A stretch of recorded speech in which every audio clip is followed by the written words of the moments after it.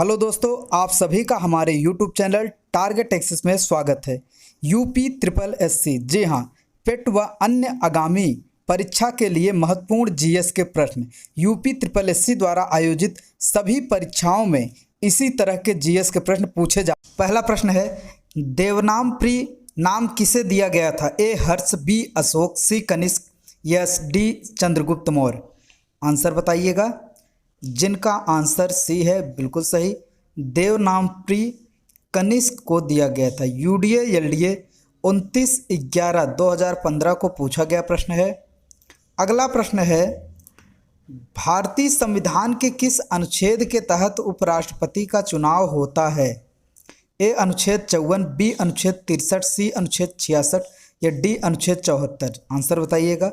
जिनका answer B है, बिल्कुल सही। अनुच्छेद 63 के अनुसार भारत का एक उपराष्ट्रपति होगा। ग्राम विकास अधिकारी 22/12/2018 को पूछा गया प्रश्न है।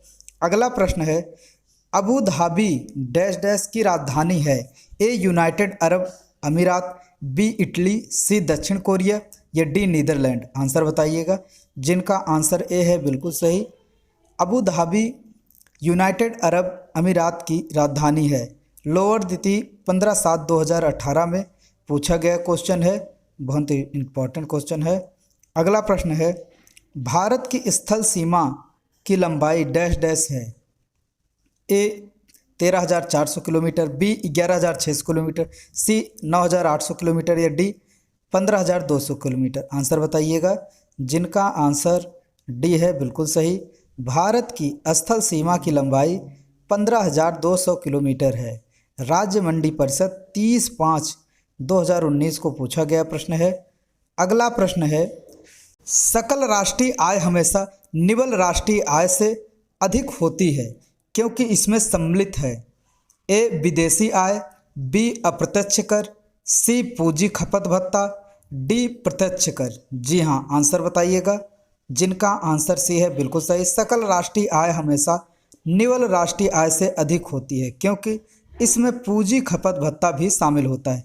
यूडीए एलडीए 29/11/2015 में पूछा गया प्रश्न है। अगला प्रश्न है, निम्नलिखित प्रकार के किस विद्युत चुंबकीय विकिरण में सबसे लंबे तरंग दैर्ध्य होते हैं? ए पराबैंगनी किरणें, बी गामा किरणें, सी रेडियो तरंगे या डी अवरक्त तरंगे। जी हाँ, आंसर बताइए। जिनका आंसर सी है, बिल्कुल सही। रेडियो तरंगों में सबसे लंबे तरंग दैर्ध्य होते हैं। लोअर द्वितीय 15/7/2018 में पूछा गया प्रश्न है। यह क्वेश्चन आपको एसएससी रेलवे हर जगह यह प्रश्न आपको मिलेगा। अगला प्रश्न है, कमरे के ताप क्रम पर कौन सी अधातु तरल अवस्था में ही पाई जाती? ए फास्फोरस, बी क्लोरीन, सी ब्रोमीन या डी हीलियम। जी हाँ, आंसर बताइएगा। हर जगह ये भी क्वेश्चन पूछा जाता है, सोच समझ कर आंसर दीजिएगा। जिनका आंसर सी है, बिल्कुल सही। ब्रोमीन जो है कमरे के ताप पर तरल अवस्था में पाई जाने वाली अधातु है तथा पारा जो है वो कमरे की ताप पर तरल अवस्था में पाई जाने वाली धातु होती है। राजस्व निरीक्षक 17/7/2016 में पूछा गया प्रश्न है। अगला प्रश्न है, रक्तचाप किस पर निर्भर करता है? ए सिस्टोलिक बल, बी हृदय निर्गम, सी परिधीय प्रतिरोध या डी इनमें से कोई नहीं। आंसर बताइएगा। जिनका आंसर डी है, बिल्कुल सही। रक्तचाप समानतः सिस्टोलिक बल, हृदय निर्गम, परिधीय प्रतिरोध पर निर्भर करता है। राजस्व निरीक्षक 17/7/2016 पूछा गया प्रश्न है। अगला प्रश्न है, कंप्यूटर में कौन हार्डवेयर है? ए C++, बी विंडो 7, सी CD रोम या डी नाना एवं। आंसर बताइएगा। जिनका आंसर सी है, बिल्कुल सही।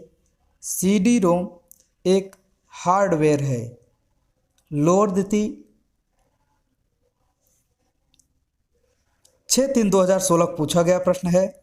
अगला प्रश्न है, सैटेलाइट इंस्टेंट 2E यहाँ से लॉन्च किया गया था? ए मॉस्को, बी थुम्बा, सी कौरू या डी श्रीहरिकोटा। जी हाँ, आंसर बताइएगा। केन सुपरवाइजर 31/8/2019 में यह क्वेश्चन पूछा जा चुका है। जिनका आंसर सी है, बिल्कुल सही, कौरू।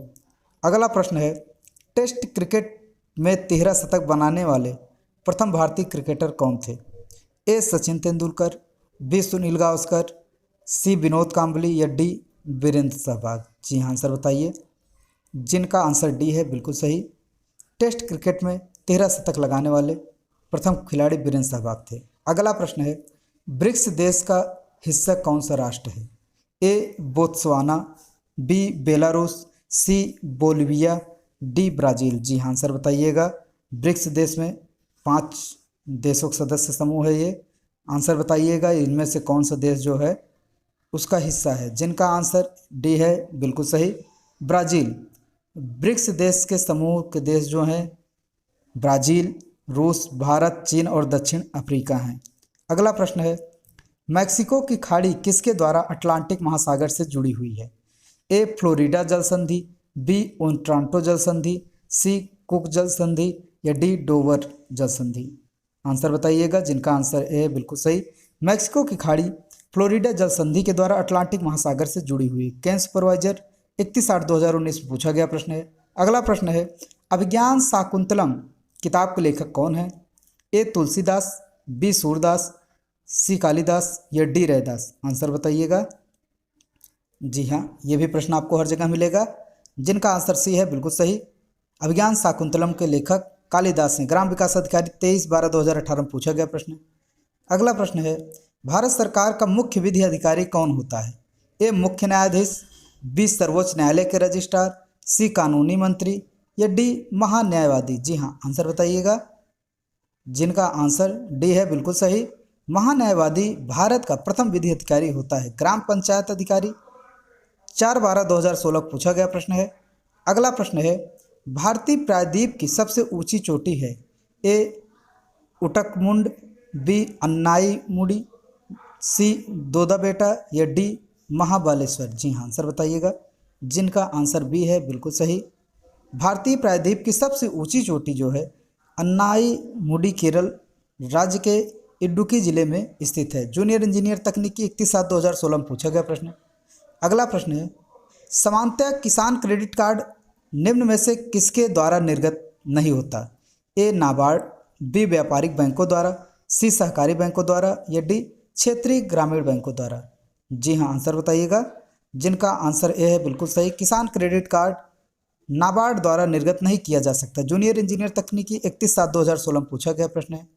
अगला प्रश्न है, भोजन में रसायन किस उद्देश्य से मिलाया जाता है? ए निम्नीकरण, बी अपघटन, सी संरक्षण या डी पुनरावर्तन? जिनका आंसर सी है बिल्कुल सही, भोजन में रसायन भोजन के संरक्षण के उद्देश्य से मिलाया जाता है। लोअर एग्जाम 30/9/2019 में पूछा गया प्रश्न है। अगला प्रश्न है, कैप्टन राकेश शर्मा ने किस वर्ष में एक सोवियत अंतरिक्ष कार्यक्रम में अंतरिक्ष की यात्रा की? ए 1981, बी 1982, सी 1983 या डी 1984? जी आंसर बताइएगा। जिनका आंसर डी है बिल्कुल सही, 3 अप्रैल 1984 को कैप्टन राकेश शर्मा ने सोवियत अंतरिक्ष कार्यक्रम में अंतरिक्ष की यात्रा की थी। लोअर एग्जाम 1/10/2019 में पूछा गया प्रश्न है।